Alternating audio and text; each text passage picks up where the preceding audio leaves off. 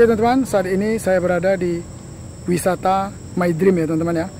Salah satu wisata yang terletak di jalan poros antara Sanggau Godok ya teman-teman, Kabupaten Sanggau teman-teman.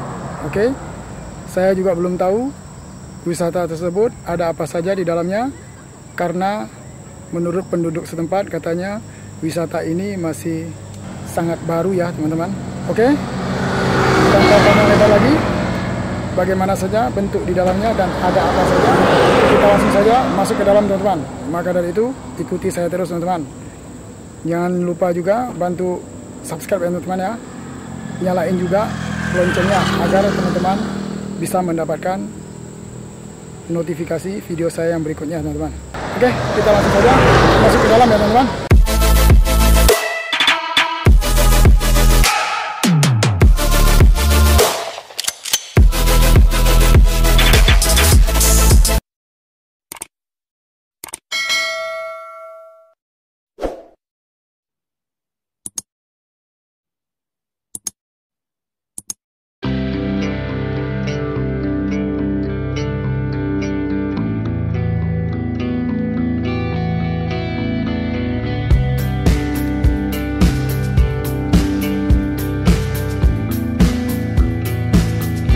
Oke teman-teman, saat ini saya berada di pintu masuknya teman-teman, wisata My Dream ya teman-teman.